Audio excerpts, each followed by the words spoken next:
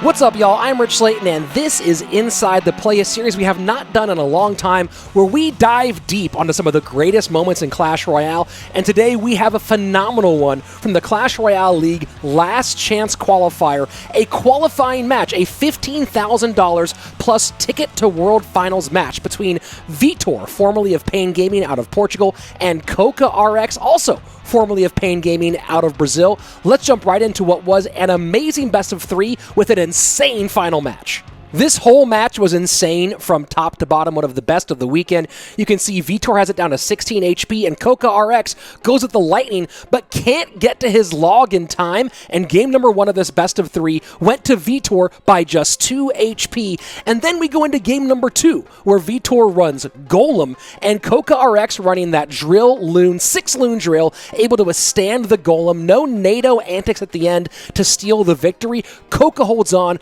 gets the win. He is super pumped up and ready for game number three, and here we go. It's time for a best of one for $15,000 and a ticket to Clash Royale League World Finals. So here you go. Vitor opens up with Goblin Barrel and looks like some sort of cycle deck for CocaRX. But this is where things get interesting. Check this out. Look at what Vitor plays against this knight. It's the Giant Skeleton. Now, there's one deck we know of that does this. It debuted at CRL World Finals 2018 in a different fashion. Let's go check out that really fun moment from back in the day. And that Inferno Dragon will get a little sizzle on the tower, but that Dark Goblin coming in and cleaning it up very quickly. And a Royal Giant, Royal Giant Mega Knight. That is what we're seeing, and it makes no sense. Royal Giant Mega Knight Goblin Barrel, and this should be game number one fairly soon here. Yeah, I mean, wow. Wow, Little Chen, you know, you're talking about a bit of a tilt, and what a great way to come back from being tilted than having an excellent matchup against your opponent. Is it possible Little Chen might be the best player in the world at playing angry? I mean, Rich, this is just straight up decksmanship, man. That's right, decksmanship, Andrew's favorite word. It made its World Finals debut there in 2018. So that's what we have here for Vitor, running a variation of the Little Chen deck that was so popular in 2019. But look at what CocaRX knows. CocaRX knows this deck and knows that it probably has no responses to what's coming next. It's Royal Hogs. He pre-EQs, gets that Skarmy down, and you can see this is absolutely brutal for Vitor, who knows that he is in a tough matchup. He looks uncomfortable because this is going to be a rough one for him from top to bottom. Great play by Coca so far. Now watch this too from CocaRX. He does have a response to the win condition, or the main one at least, of his opponent with that delivery. He times it perfectly, gets that hand done way early, and gets it out does that delivery. Now this is hard for Vitor. Look at this. He has no real response to Royal Hogs. We know that Royal Giant is next, probably no building as card number 8. This is a bad situation for Vitor. Coca has a response, and Vitor does not. Now check out this nice push that Vitor makes here as we get past our midway point of regulation. It's the Giant Skeleton, Royal Giant, and Bats, right? Tanking for the Bats, some DPS behind. The Mortar comes out in reply, and this is a pretty good push, but here's the really smart part out of Vitor. Left-hand lane, he goes with the Skeleton Army, and why is this critical? Well, it forces out the Earthquake on that left-hand side that not only keeps the EQ off his tower, but means there's not Elixir for that Royal Giant. Couple shots get in. Big time push there for Vitor. But now look where we are. Vitor is up on Elixir in the hole by 3, but CocaRX has that cannon cart on the board for 5, and notice that we just saw in the bottom right-hand corner, the Giant Skeleton and the Skarmy are both out, which means they cannot reply to that cannon cart. He doesn't want to go with the Zappies because look at the clock.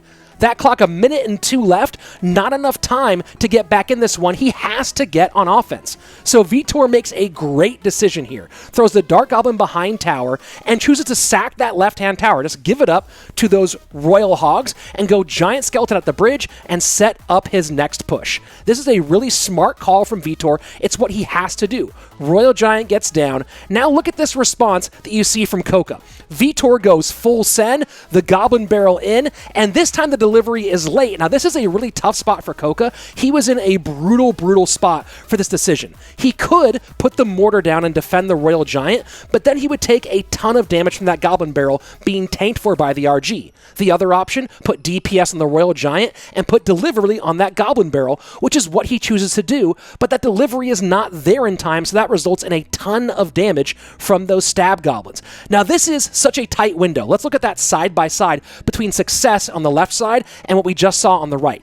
The first time we saw that response, he gets that way early. Look at how early his fingers release that delivery to counter that Goblin Barrel. Now, on the right-hand side, look at how much later they release the delivery, and that Goblin Barrel is just a little bit closer. But that's such a huge difference. We can see on the left-hand side, no damage. On the right-hand side, well, that's a lot of damage. That's a ton of stabs coming in from those stab goblins. And that's such a close, tight play. Look at this. Look how close that is. Bang, bang. That's how fast it is, less than a second, and that changes how much damage comes in from no damage earlier to this case where 594 damage comes in. 594 HP because of less than a second, and that's what this little Chen deck does to you. But still, after all that, after all those situations, we're still in a place for Coca where he's doing pretty all right.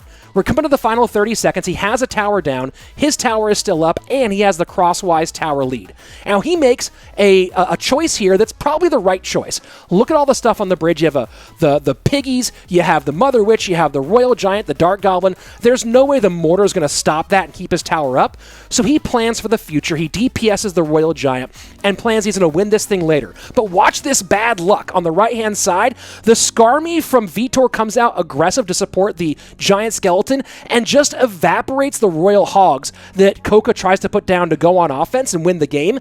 That's 5 HP just gifted away, and that's just bad luck. That's just really rough for him. Now, here we go into the final few sequences. Look at this. This time, CocaRX, look at how early he has that delivery going out. His finger pulling off the screen. No damage from the Goblin Barrel here. The RG gets in, but does get DPS down by the Cannon Cart and the Musketeer.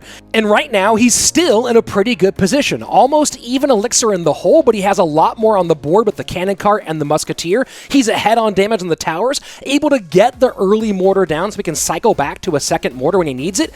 And then look at the pressure on the left-hand side he puts here, forcing out the Mother Witch and the bats as a response so Vitor doesn't lose that King Tower. But here we go. Vitor's big-time gamble that is so genius. The pigs come in with the pre-EQ from Coca. There's no way you can scar me there, so Vitor holds and throws a skeleton army after the EQ's done, and it hangs on by just 44 HP, and that same Skarmy goes to the opposite side and helps clear the mortar, letting the RG turn towards the tower, and I'll let you listen in on what happens next. Can he get it done?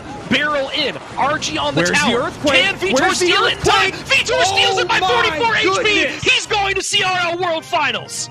Vitor wins by 2 HP and then 44 HP in the exact same set. This was so crazy tight. Look how close this is at that left and right side of your screen. The EQ's down. It just doesn't quite crack in time to get the win. That's how close this was by that skeleton army going from one side of the board to the other side of the board. That's a huge, huge moment for Vitor, who in that one moment, in that crazy moment, wins $15,000 and a chance at $200,000 at Clash Royale League World Finals. What a great moment for Vitor. A very tough one from Coca, who played a good game and just had a couple of things go wrong. But that's how tight Clash Royale can be, and why it's so much fun to play and so much fun to watch. Why you love it and why I love it. I hope you really loved this deep dive into this moment. This is, of course, a really great moment in Clash Royale, a fun one for all of us to watch, and a fun one, of course, that we're going to get to see more and more of things like this as we go to Clash Royale League World Finals December 3rd through 5th. If you liked this, don't forget to like this video, subscribe, ring the bell for notifications, use code RICH in the shop, and I appreciate you guys being here. More of this stuff coming your way soon. That's it for this one. As always, make sure to always be excellent to each other.